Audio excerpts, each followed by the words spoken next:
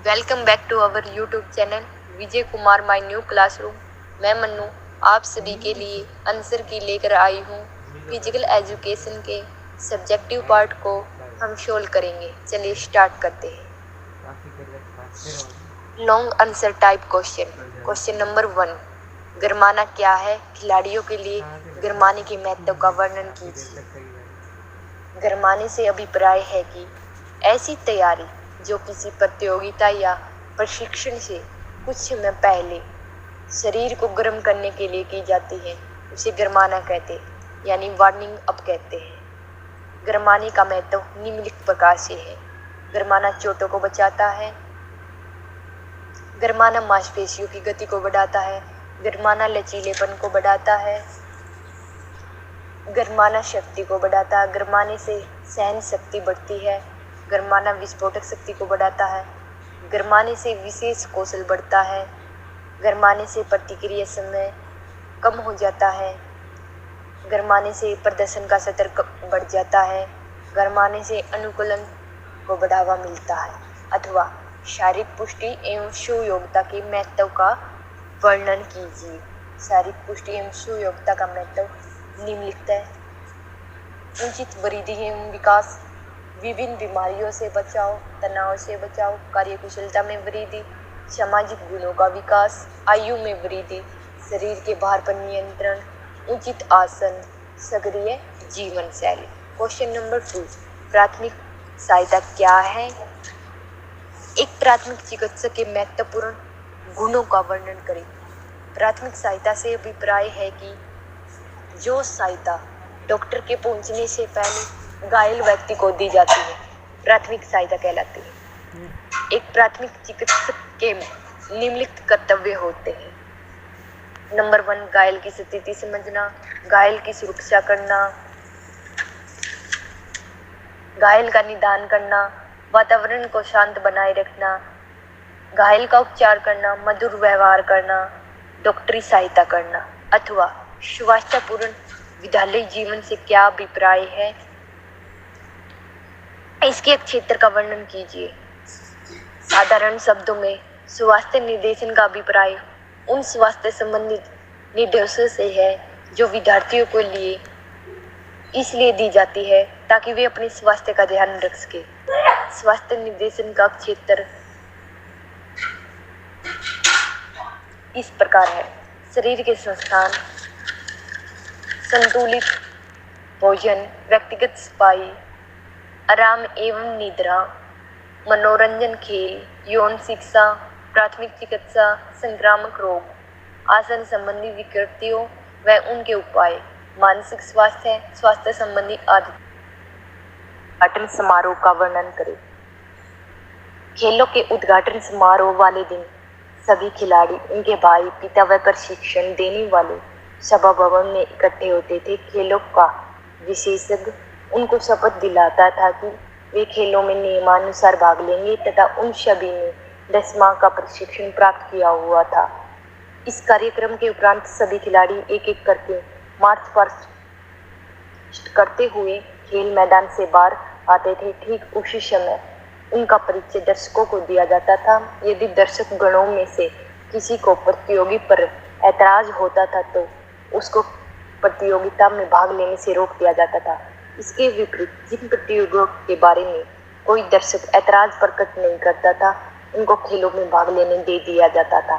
उसके बाद खेल प्रारंभ की घोषणा होती थी और खेल शुरू हो जाते थे। क्वेश्चन नंबर 4, खेलों में होने वाली चोटों की रोकथाम के उपाय क्या है?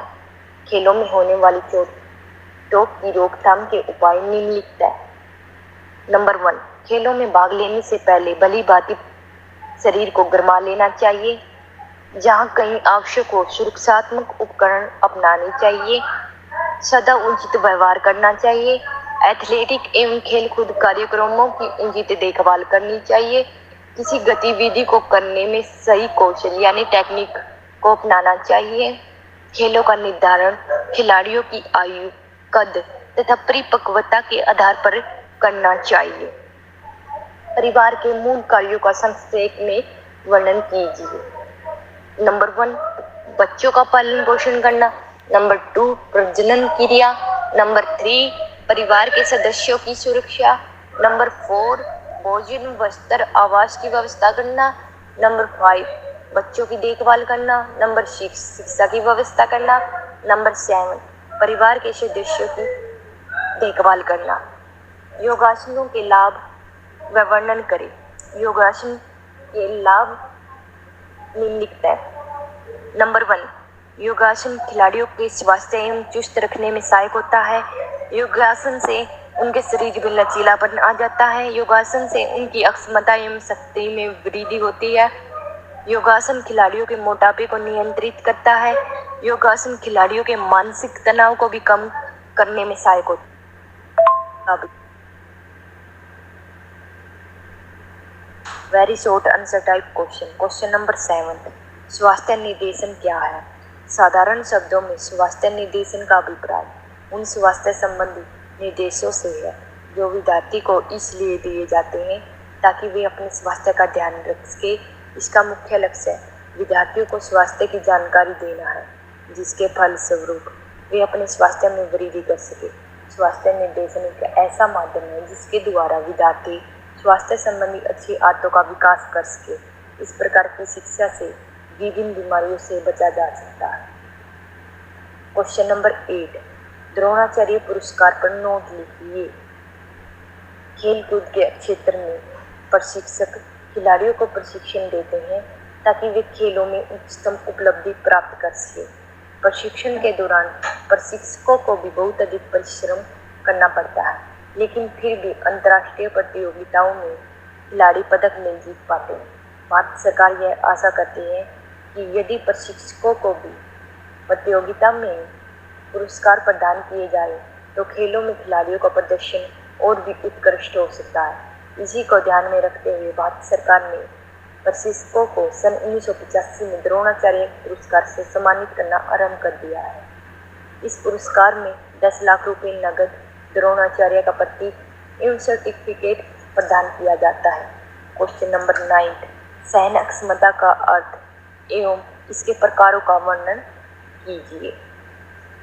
किसी गति या भार को निश्चित समय तक अपने ऊपर स्थिर रखने को व्यक्ति की शरीर संरचनात्मक अक्षमता के परिणाम को उसकी सहन अक्षमता कहते हैं। ये 2 प्रकार की होती है। नंबर 1 साधारण सहन अक्षमता, नंबर 2 विशेष सहन अक्षमता।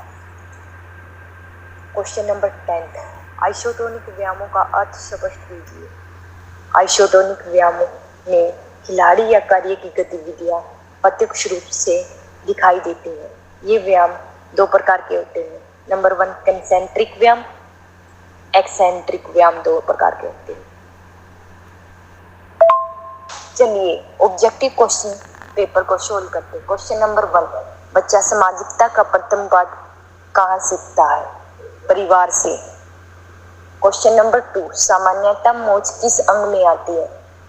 घुटनों व टखनों में। क्वेश्चन नंबर 3 विश्व स्वास्थ्य दिवस प्रतिवर्ष कब मनाया जाता है? 7 अप्रैल को। क्वेश्चन नंबर 4 किस प्रकार के व्यायामों में गतियां प्रत्यक्ष रूप से दिखाई नहीं देती? आइसोमेट्रिक व्यायाम। क्वेश्चन नंबर 5 शीतल शक्ति को किस प्रकार मापा जाता है? डायनोमोमीटर से।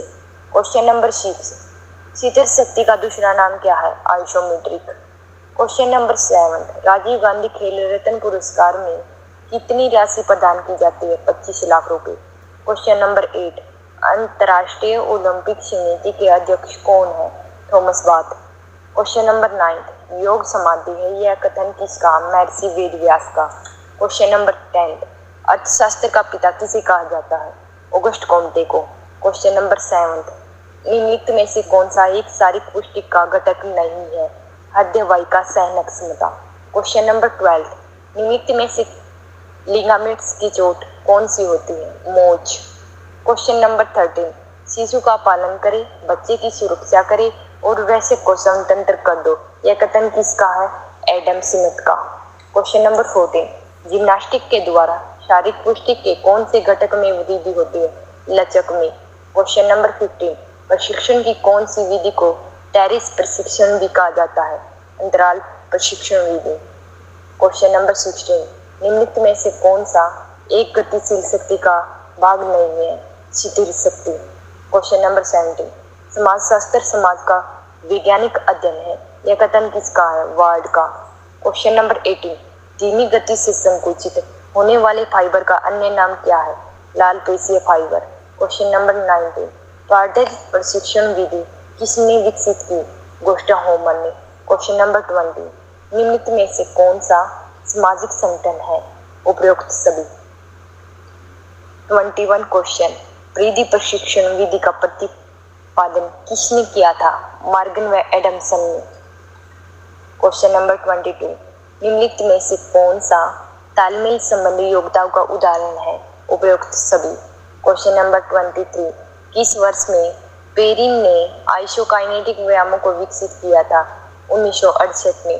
क्वेश्चन नंबर 24, निम्नलिखित में से कौन सा विद्यालयी स्वास्थ्य कार्यक्रम का अंग है? उपरोक्त सभी। क्वेश्चन नंबर 25, निम्नलिखित में से कौन सी चोट कोमल ऊतकों की चोट नहीं है? कच्ची अस्थिभंग। निम्नलिखित में से कौन सा उदाहरण यम का नहीं है? अपरिग्रह। क्वेश्चन नंबर 27, निम्नलिखित में से कौन सा अंतर्राष्ट्रीय ओलंपिक समिति का मुख्यालय है? लुसाने। क्वेश्चन नंबर 28, सन 2024 के ओलंपिक खेल कहाँ आयोजित किए जाएंगे? पेरिस में। क्वेश्चन नंबर 29, निम्नलिखित में से कौन सा अष्टांग योग का उदाहरण नहीं है? परमात्मा। क्वेश्चन नंबर 13, अर्जुन पुरस्कार कब शुरू किया गया था? सन 1961 में। Thank you.